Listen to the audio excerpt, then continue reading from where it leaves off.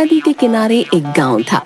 गांव से थोड़ी दूर सरकार की एक बहुत बड़ी जेल थी। इस जेल के 10 गेट थे। अलग अलग सेल में अपराधियों को उनके अपराध और सजा के अनुसार बंद किया गया था। जेल में सख्त अनुशासन था। कैदियों की कड़ी निगरानी की जाती थी। कई दिनों से आसपास के गांवों में 2 चोर संपत और कपटा का आतंक मचा हुआ था। ये दोनों हर बार पुलिस के चंगुल से बच जाते। उस्ताद, माल खत्म हो गया, आज ही कोई तगड़ा हाथ मारना पड़ेगा।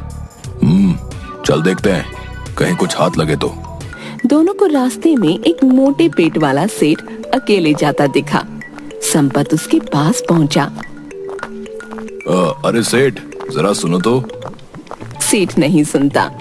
संपत ने सेठ के बिल्कुल पास जाकर, सेठ कहाँ जा रहे हो, जरा सुनो तो। भाई मैं बहुत जल्दी में हूँ, फटाफट कहो क्या कहना है। तुम्हारे पास कोई कीमती सामान या रुपए तो नहीं है ना? कौन हो तुम, हैं?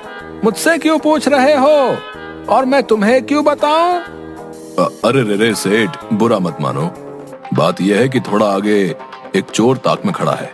उसके पास बंदूक भी है। मुझे तो उसने पूरा लूट लिया। रुपए, घड़ी, अंगूठी सब ले गया। मैं तो बस तुम्हारी भलाई के लिए कह रहा था। अच्छा, तो मैं वापस चला जाता हूँ। तभी सामने से कपटा आता हुआ दिखाई दिया।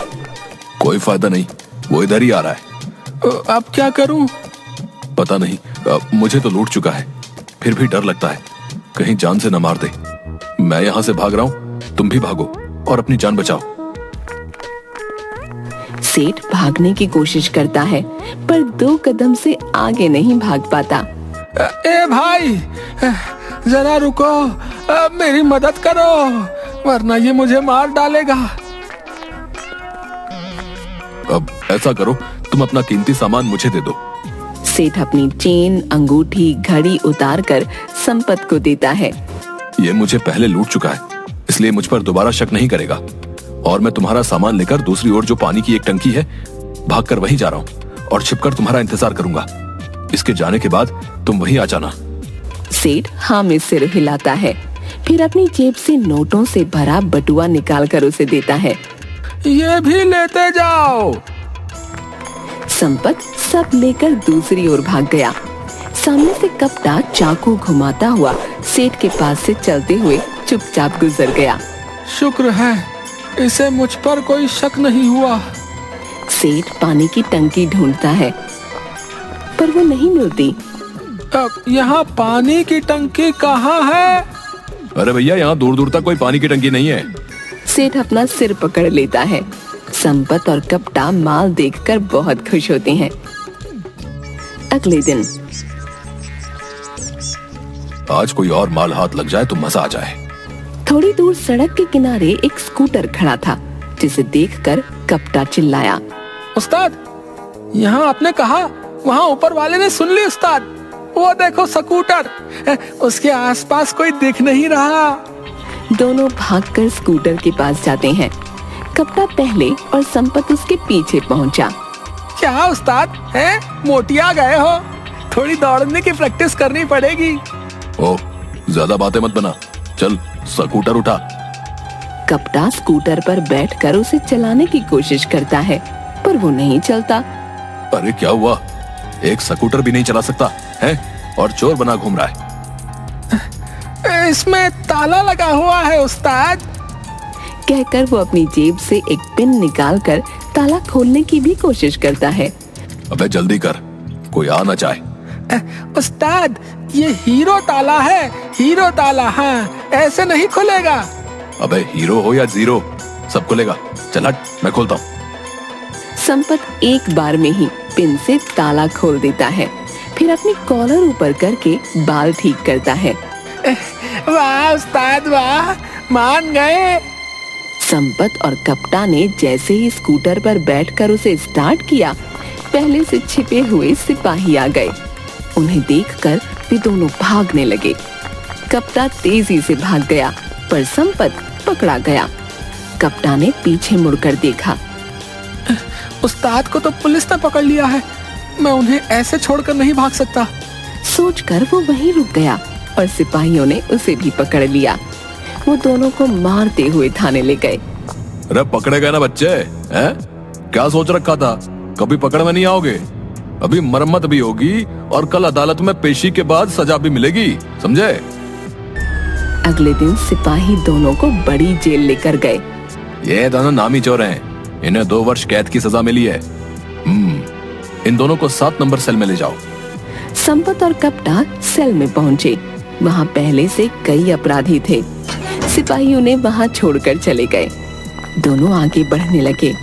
तभी पीछे से एक कैदी आया और कपटा के कानों पर जोर जोर से चिल्लाने लगा। वो डर गया। उसने अपने हाथों से कानों को बंद किया और दोनों आगे बढ़े। रात को जेल में खाना खाते हुए कप्तान ने संपत को जेल की जली हुई रोटी दिखाई। याद है वो बचपन का खेल? जेल में आए हो, अब तो जेल की रोटी खानी पड़ेगी, जेल का पानी पीना पड़ेगा। क्या उस्ताद आप भी? रात को सोते हुए एक कैदी ने संपत का कंबल उठा लिया। वो घबरा कर उठा। तुमने मेरा कंबल क्यों लिया? यह तुम्हारा नहीं, जेल का है। तुम क्या इसे अपने घर से लेके आए हो, हैं? इसे मैंने उठाया था, चुपचाप वापस करो।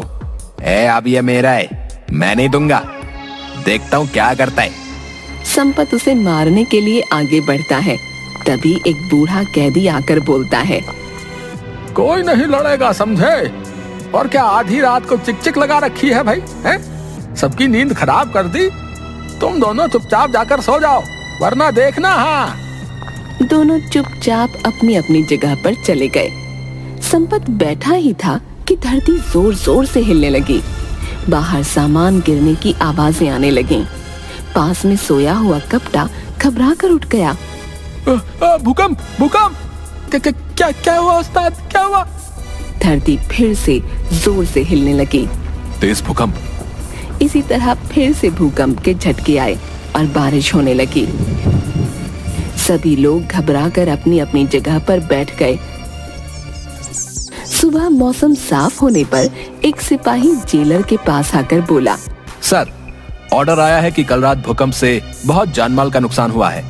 कई घर और सड़कें ढह गई हैं, रास्ते बंद हो गए हैं, तो तत्काल राहत कार्य के लिए जेल के कैदियों को लगाना होगा।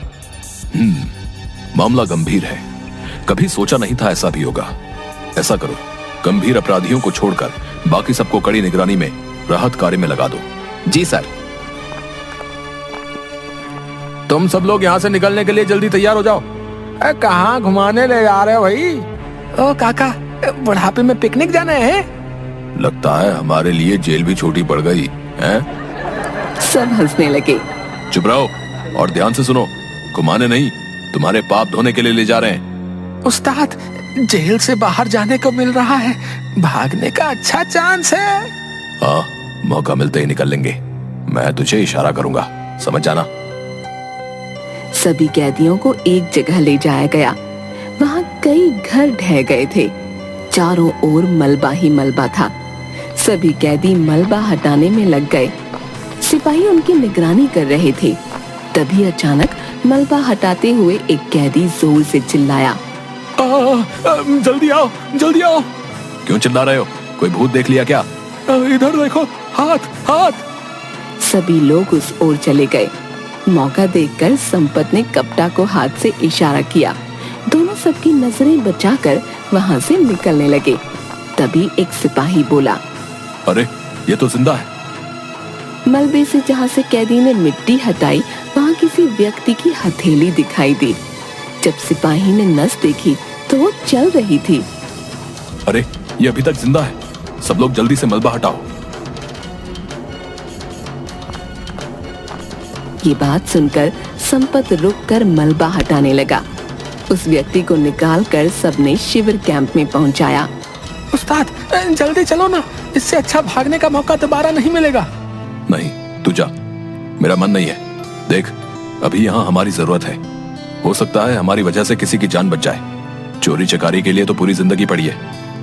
क्या उस्ताद, आप जेल आकर महात्मा बन गए? कहाँ इंसानियत विंसानियत के चक्कर में पड़ गए? मैं कहता हूँ यहाँ से चलते हैं। नहीं, मैं नहीं। तुझे जाना है, तू जा। कप्ता हाँ में गर्दन हिला देता है। क्या काका है, तुम्हें अपना बुढ़ापा इस जेल में लड़कर बिताना है क्या? बूढ़ा उसे घूर कर देखता है। चलो यहाँ से भाग जाते हैं। तू मुझे क्यों कह रहा है? तुझे जाना है तो जा। तुम भी चलो, तुम्हें यूँ छोड़कर जाने का जी नहीं करता। बूढ़ा मुस्कुराने लगा। कप्ता और बूढ़ा कैदी दोनों सबकी नजरें चुराकर वहां से निकल गए। संपत राहत कार्य में लग गया। जब वो एक जगह से मलबा हटा रहा था तो वहां से किसी बच्चे के रोने की आवाज आई। संपत एकदम रुक कर चिल्लाया, बच्चा बच्चा बच्चा।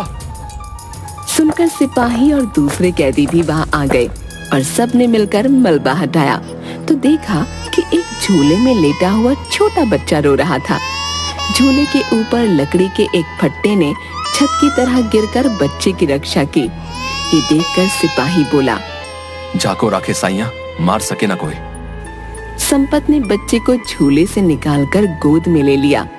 तभी दूर से एक औरत भागते हुए आई और उसने बच्चे को संपत से ले लिया। मेरा बच्चा, हे भगवान, तेरा लाख लाख शुक्र है, तूने बचा लिया। मैं इसके बिना कैसे जीती।